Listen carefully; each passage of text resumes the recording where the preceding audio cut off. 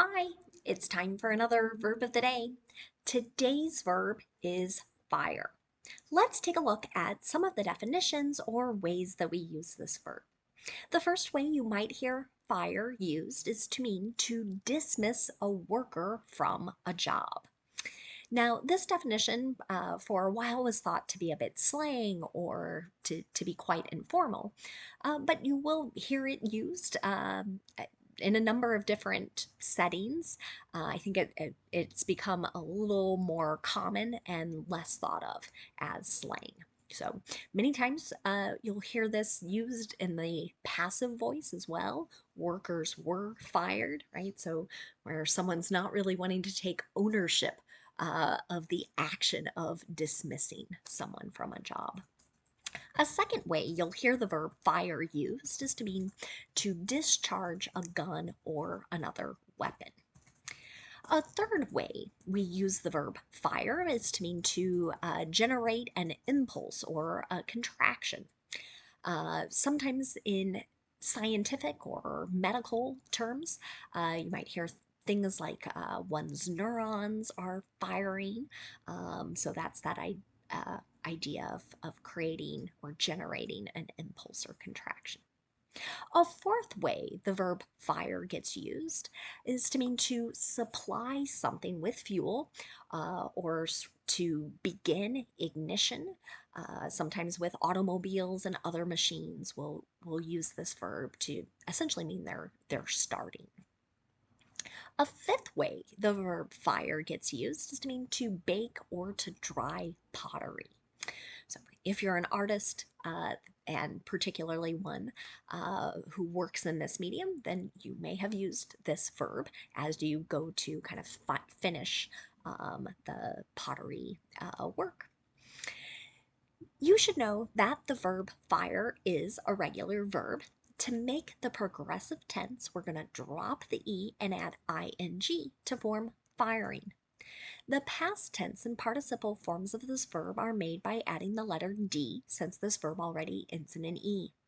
Our base verb, fire, fire, ends in an R sound. So our past tense ending is going to make a D sound. And we're not adding an extra syllable as we say it. So it should sound like this: fired, fired. Okay. Now, there are so many different phrasal verbs that utilize this verb, and so we're going to focus our discussion today on how we can use some of these different phrasal verbs. The first phrasal verb you might see or hear is fire at. This generally means that someone is discharging a weapon or possibly throwing something in someone else's direction. An example of this might be, they didn't fire the gun at anyone. Okay, here's an example of a simple past tense sentence. It's in the negative. A second phrasal verb you might hear is to fire away. This gets used kind of in a more informal way to mean ask questions. So you might be in a meeting where someone has presented information and then they end by saying something like, "Okay, fire away with your questions." This is an imperative statement. They're giving you a command. They're telling you to ask questions. Another phrasal verb you might hear is fire into. This can mean that something is being released into someone or something else. An example of this: did you fire the arrow into the bullseye? Okay, so releasing that arrow into the sort of center area on a target. The next phrasal verb you might hear is fire off. This can have a few different meanings. One would be to quickly write and send a message. An example of this might be, don't fire off any emails while you are angry. Here's a negative imperative or a negative command telling someone this is not a good idea to quickly write and send an email when you're feeling really angry. A second way we use fire off can also mean to ask a lot of questions, and you're sort of doing it one question after another, so in rapid succession. An example here: the journalist fired off numerous questions before the president left the podium. Right? So many people asking question after question. Fired off here is another example of the simple past tense. Third way you'll hear fire off used is again meaning to discharge a weapon. So an example here in the simple future, they will fire off hundreds of shots. Now, let's continue looking at some additional phrasal verbs. The next one you might hear or see is fire on or to fire upon. Both of these have the same meaning, and that is that a weapon is being aimed and then discharged. An example of this: when will they fire on the enemy? Here's a more information or WH question asked in the simple future. Another phrasal verb you might hear is to fire over. Again, this goes back to this idea of discharging a weapon, but this time it's what you're discharging is being sent kind of over or above the intended target. An example here: you fired your arrow over the target. The last phrasal verb we'll look at today is to fire up. This can have a couple different meanings. One would be to turn on a machine. You might hear someone say, fire up the oven. Right? They're just saying turn it on in another way. That's another imperative.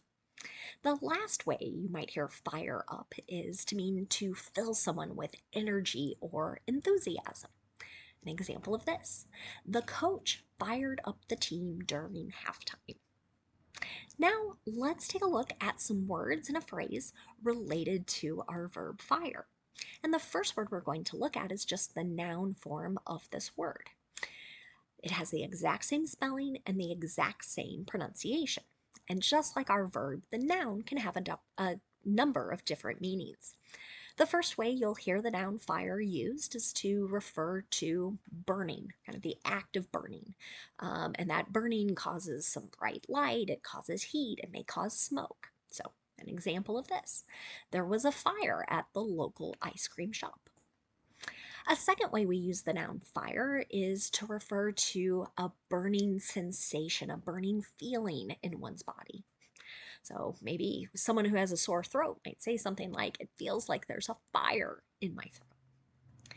We also use the noun fire to refer to passion or enthusiasm. So we have a lot of people doing activism work right now. They feel strongly passionate or enthusiastic about changing particular laws. So we might say about them, there's a fire in their belly or in their stomach to change our laws. This is all about passion and enthusiasm, not an actual situation with heat and smoke.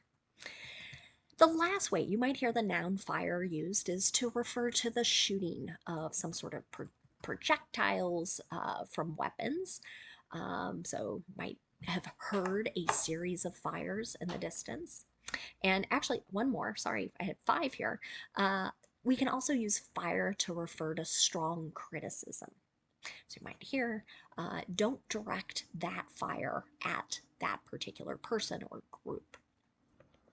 The next word you might hear is the adjective fireable.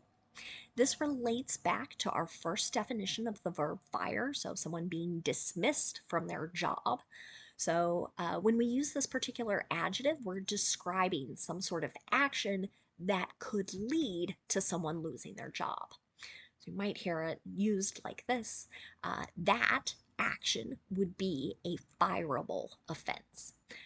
That would lead to the company terminating employment.